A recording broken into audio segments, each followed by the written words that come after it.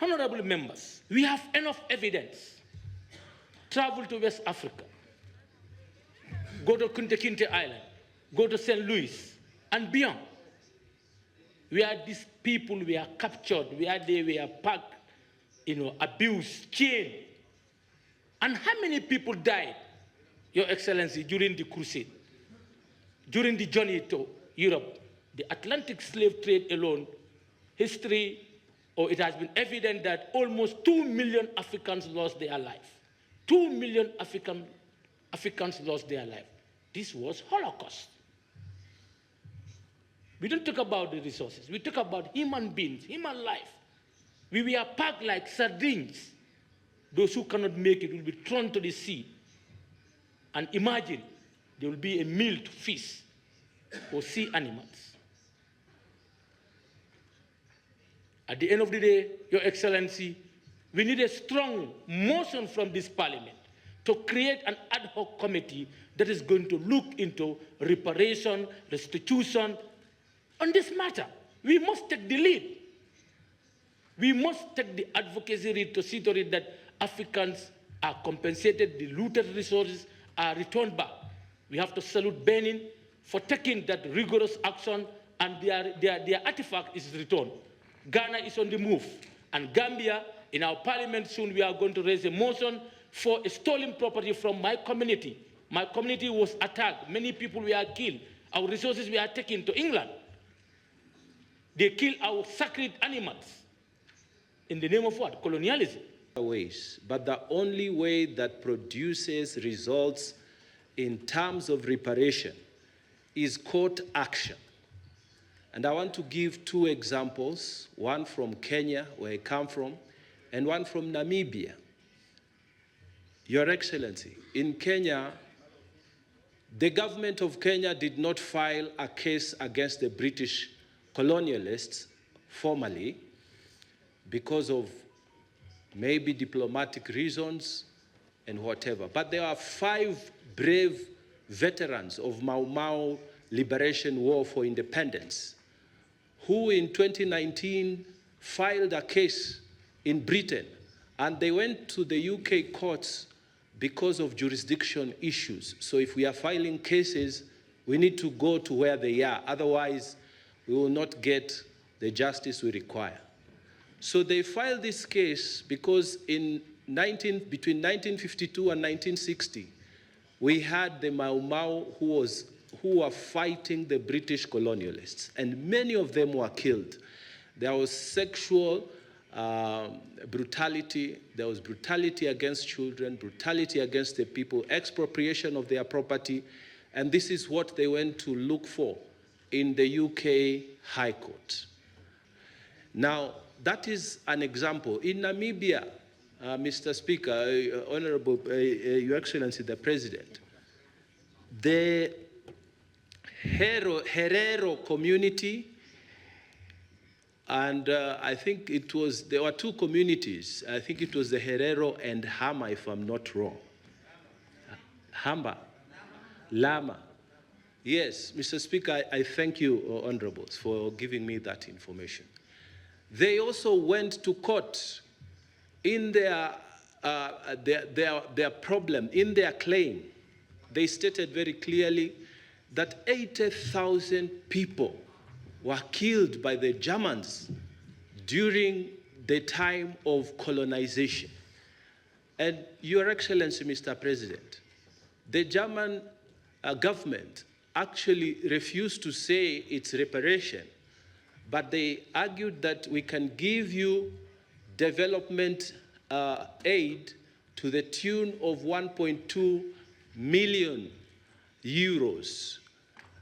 The leaders refused that form of compensation, and that matter hung there. But again, it is instructive, Your Excellency, that again this matter was filed in the US courts. I have quoted these 2 examples, and it was filed by the descendants of those 2 communities from Namibia. I have quoted these 2 examples to show that maybe if we took a collective position as a parliament, to encourage actions to be filed, court actions to be filed, it would be the best way to force reparations to happen in the continent of Africa. How are we going to do the wrongs that were done on our culture? We are lost in the culture of people who colonized us. We don't know who we are as Africans because we are mixed. How are we going to reclaim ourselves? How are we going to get back the dignity we must have as Africans? It's indeed very difficult. We think, or I think, and Basotho think, everything that was taken from them must be given back to them. We even say in Sesotho, I'm going to say it in Sesotho, Tsabo monna ha di jowe, Tsabo moshanyana ha di jowe, meaning that whatever you took from a man, you have to return it back. I want to say that reparations are not a favor. They are a legal and moral right that the African people must demand. Mr. President, I want to thank the presenters for the presentations and the ability to show us as Pan-African Parliament our role and what we need to do in our respective countries to demand for reparations. But Mr. President, I must state that at this stage, we must be specific in all our presentations. AU must become specific on about the key injustices and the economic value that it means on the continent. So that as we speak here, we know what it was the cost of slave trade to the continent of Africa. What is the cost of these injustices? So that when we talk about reparations, we know what must be refunded or what must be done. You cannot talk about the colonial injustices on human rights abuse when our governments currently continue abusing the rights of the people they lead. Mr. President, this is, as you speak about the colonial injustice, AU must be in a position to correct the current human rights injustices going on. We have a problem in Africa that many African countries, many African leaders don't want to hear people opposing them. They end up abducting the people opposing them. They end up throwing them in prison.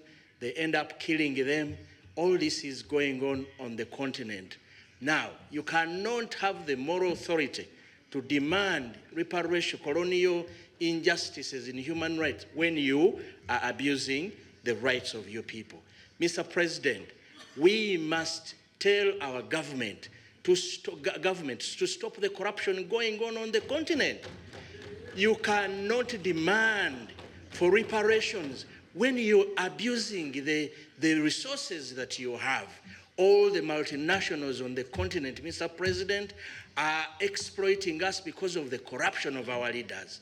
If our leaders stop the corruption, then we have the moral authority to talk about the injustices done and how our resources were abused in the past.